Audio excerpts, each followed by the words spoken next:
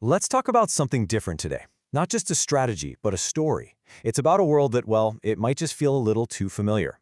A world that's all about the roles we're handed and the ones we decide to take on for ourselves. So, let's picture this world. It's called Echarya. And, it's not really a game board in the way you might think. It's more like a landscape of the mind. Its borders, they're not made of wood. They're made of rules. And its laws, they aren't political. They're fundamental, woven into the very fabric of every being that lives there. In this world, Echarya, distance doesn't really matter. Miles, feet, inches, none of that is important. What really matters is the movement from one choice to the next. Think about it. Every single square holds the memory of a decision, a path someone took, or maybe one they didn't. So your position on the board, it's not just a location, it's a consequence. Okay, so within this world of, these very defined roles, we get to meet our protagonist. And honestly, he's a figure I think we can all recognize.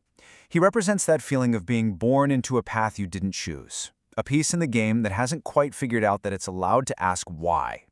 His name is Limen, and his entire existence, his whole life, is boiled down to three simple, absolute commands. And these commands, they really reflect those quiet structures in our own lives, don't they? The expectations, the traditions, all those unwritten rules that are always telling us which way is forward. But then, something starts to stir. In all that silence, a question begins to form. And this is the beginning of awareness. It's that deep internal tug-of-war between just following the rules and that deep-down yearning for your own purpose. It's this one little question that starts to draw a line between the piece itself and the consciousness waking up inside it. And really, it's with that one question that Limen's journey truly kicks off. He's not just moving anymore, now he's observing.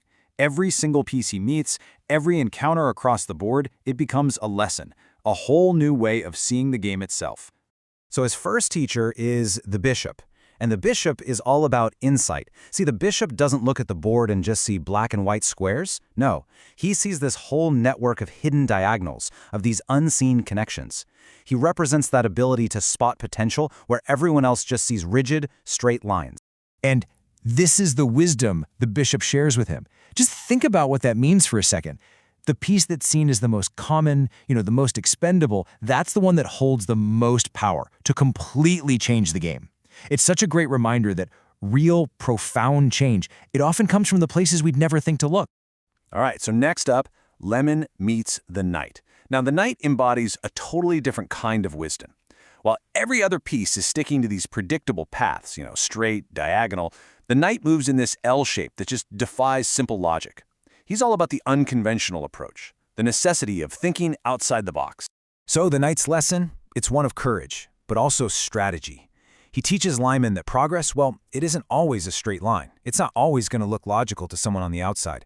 Sometimes to survive, to advance, you have to take a leap of faith. You have to make that sideways move that makes absolutely no sense to anyone else, right up until the moment it does. And then, finally, Limen makes it to the very center of the board, the heart of power. He sees the king. The one piece the entire game revolves around, the one that's protected at all costs, this huge symbol of importance and strength. But the reality of the king's situation, Limen's about to find out it's way more complicated than that. And right here, the king reveals this incredible paradox. His power is actually his prison. His immense value makes him a constant target. And the fact that he can only move one square at a time makes him so vulnerable. So yeah, he has the highest status on the board, but he has the least amount of freedom. And that's when it clicks for Limen. Having power is not the same thing as having true agency. So armed with everything he's learned, from the bishop, the knight, and now the king, Limen's journey is getting close to its end. But here's the thing. The end of this path isn't really a destination. It's more like a doorway to a choice that will change everything. He finally makes it. He arrives at the final row. But man, the journey cost him a lot. Other pawns, his friends, they were lost along the way. Every single step forward was a sacrifice of some kind. So this final row, it's not just a physical place on the board. It's a state of being, one that he earned through pure persistence and through loss. And this moment, this is the turning point of the entire story. All those rules that once completely defined who he was, they just fall away, and they're replaced by one single powerful question. For the very first time in his life, he isn't being told what he is being asked what he wants to become. This, right here, is the birth of true choice. Now, his answer is going to determine absolutely everything. This isn't just a choice about what new role he's going to take. No, it's about his entire relationship to this world he's been living in. And believe me, his decision, it's probably not what you're expecting. Limen looks out at the board, this whole world, and the reality of all the pieces living in it. His answer wasn't to become a stronger piece. I mean, think about it. He could have become a queen, right? The most powerful piece on the board. He could have picked any of the roles he met on his journey. But what he learned was that just changing your power level inside the game, that's not the real goal. He started to see something beyond the whole hierarchy. He says, I want to become the player. And that right there is the core secret of this whole story. He doesn't want to be a better, more effective piece in the game. He wants to be the consciousness that understands the game, the one who can see the entire board, who knows the rules, not as limitations, but as tools you can use. And this is really the ultimate difference, isn't it? Let's break it down. You have the piece. It follows the rules, it gets moved around, it has a destiny. Then you have the player. The player understands the rules. The player is the one doing the moving. The player has a choice.